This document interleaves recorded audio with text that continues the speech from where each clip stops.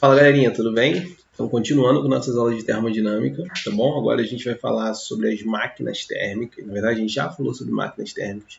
Hoje a gente vai falar sobre alguns ciclos interessantes, belezinha? Então, só para lembrar, a máquina térmica era aquela máquina que tinha o objetivo de realizar trabalho, ou seja, de movimentar alguma coisa. E para isso ela tinha que tirar calor de algum lugar. Então, ela tirava calor de um lugar que estava quente. Esse calor esquentava um gás, que era chamado de fluido operante. Esse gás se expandia, então empurrava quem estava próximo dele, realizava o trabalho, e o que sobrava ia para uma fonte fria. Agora, a gente vai ver uma forma, duas, né? Mas primeiro, uma das formas de funcionar dessas máquinas térmicas. É chamada de ciclo de Carnot, que é esse daqui, ó. Na verdade, essa forma nunca acontece. Esse é um modelo ideal de funcionamento de uma máquina térmica. Nesse modelo, qualquer máquina térmica que funcionasse desse jeitinho teria o seu rendimento máximo, ou seja, ela teria o seu maior aproveitamento, tá bom? Só que no fundo não dá para fazer o ciclo de Carnot, não é prático fazer o ciclo de Carnot. Então ninguém consegue chegar exatamente nesse ciclo de Carnot. Mas como é que seria essa idealização? O ciclo de Carnot é composto por duas transformações adiabáticas e duas transformações isotérmicas. Quais são as transformações? Na verdade, só para lembrar, o que é uma transformação adiabática? Aquela transformação que acontece muito rápido, então não dá tempo de trocar calor. E uma isotérmica é aquela que acontece a temperatura constante. Então é basicamente isso aqui, ó. Essa verde é uma isotérmica, aí tem uma adiabática, isotérmica, isotérmica. Esse é um ciclo que fica se repetindo. Isso é a forma de funcionar de uma máquina térmica, tá bom, galera? Então aqui, ó, pressão e volume, só para lembrar para vocês que é o diagrama mais comum que a gente sempre usa. Então o que você precisa lembrar? Ciclo de Carnot são duas adiabáticas, duas isotérmicas, tá bom? Vamos entender o que acontece nessa transformação. Então, ó, a primeira transformação, que é a isotérmica daqui para cá, ó, ou seja, ela funciona a mesma temperatura, temperatura da fonte quente, temperatura mais alta, é quando o gás retira o calor da fonte quente. Então, repare, quem está sofrendo as transformações aqui é o gás. Então, ó, entra calor no gás que está vindo da fonte quente. Qual que é a consequência? O gás recebeu calor, suas molequinhas vão ficar mais agitadas e ele vai expandir. Então, repare que aqui embaixo é volume. Então, ó, em tudo que ele vem vindo para cá, o volume vem aumentando. Até que ele chega num momento que ele para de receber calor da fonte quente, mas ele continua aumentando. Então, ele continua com uma transformação que é a adiabática. Porque ele parou de receber calor da fonte quente. Bela combinação essa de cores, né? Vermelho e verde. Depois disso, o que o gás faz? Ele já se expandiu completamente, ou seja, já realizou o trabalho, ele vai voltar a ser o que era antes. Então ele volta primeiro com uma transformação isotérmica para perder calor para a fonte fria, e depois ele continua voltando para voltar para a situação inicial e começar um novo ciclo.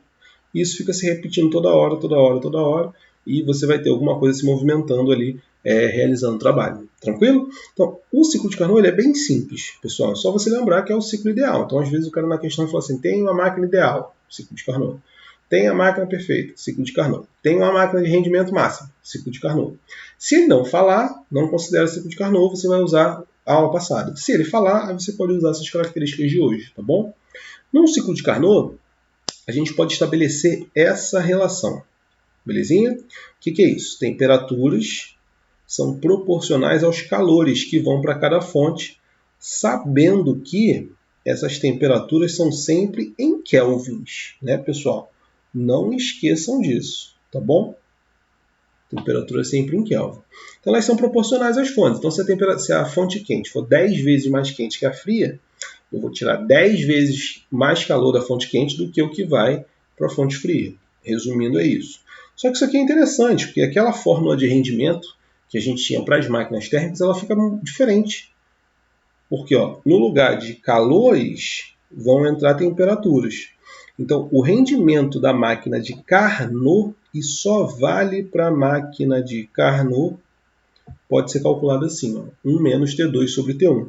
Lembrando que T2 significa a temperatura da fonte fria e T1, temperatura da fonte quente. Se quiser botar TF e TQ, fique à vontade, fica mais fácil de lembrar. Tudo bem? Então, ó, Características das máquinas de Carnot. Primeiro, ela é teórica, não dá para fazer. Segundo, ela tem um maior rendimento. Independente do fluido que está lá dentro, ela sempre vai ter rendimento máximo. Belezinha? E ela é conhecida como máquina ideal ou máquina perfeita. Esses são os termos que vão ser utilizados para fazer referência à máquina de Carnot. Tá bom? Então, pessoal, apesar, né, da máquina de Carnot ser perfeita, ela não é prática, ela não é real. Mas existem máquinas térmicas que são reais. Uma delas, das formas de funcionar, né, é conhecido como ciclo de Otto, que é o ciclo dos motores a gasolina, desse mesmo que você utiliza no carro, tá bom? Então, o ciclo de Otto, ele é composto por essas transformações que eu vou mostrar aqui para vocês. Ó. Basicamente, eu tenho transformação de A para B, de B para C, C para D, D para E para F. Então, os nomes das transformações vão estar relacionados com o que acontece lá no motor, que eu já vou mostrar para vocês. Então, repare, de A para B é a chamada de admissão. O que é isso? Se você reparar, é uma transformação a pressão constante, onde o volume do gás vai aumentando. Porque é o momento que você coloca no cilindro gasolina com ar misturados. Então, você vai colocando gasolina lá dentro. Essa é a admissão. De B para C é quando começam as transformações. Então, repare que de B para C ocorre uma compressão. Olha o que acontece com o volume aqui. Diminui. Para cá significa diminuição de volume. Então, aquela gasolina com ar que estava lá dentro é comprimida. E então acontece uma fagulha. Quando essa fagulha acontece, a gasolina que está lá dentro, ela começa a aumentar de tamanho, porque ela explode. Então tem uma explosão, que acontece muito rápido. A pressão aumenta muito, beleza?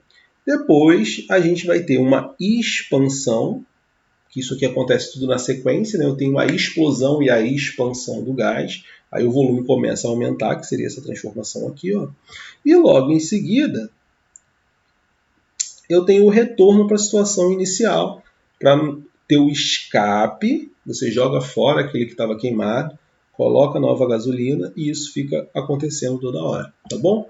Vou mostrar para vocês como é que isso fica em funcionamento num videozinho aqui que eu achei do funcionamento do motor. Então repara, basicamente é isso, a admissão, aí comprime, explode, expande, expulsa o gás queimado. Admissão, comprime, explode, expande, expulsa o gás queimado. Isso fica acontecendo toda hora. E repara que o movimento do pistão, ele acaba, esse de subir e descer, né, acaba movimentando outras partes do motor. E são esse movimento das outras partes do motor que acabam sendo levados lá para as rodas. Tudo bem? Então é basicamente esse o funcionamento do motor a gasolina, ciclo de Otto, tá bom? Existem outros motores, existem outros ciclos termodinâmicos, né? Os mais conhecidos são o ciclo de Otto, ciclo do motor a diesel e o ciclo de Stirling, tudo bem? Quando eles aparecem, costumam ser abordagens mais teóricas, tá? O único que costuma ser cobrado de vocês para fazer conta é o ciclo de Carnot. Tranquilinho? Então é isso, pessoal. Espero que vocês tenham entendido. Até a próxima aula.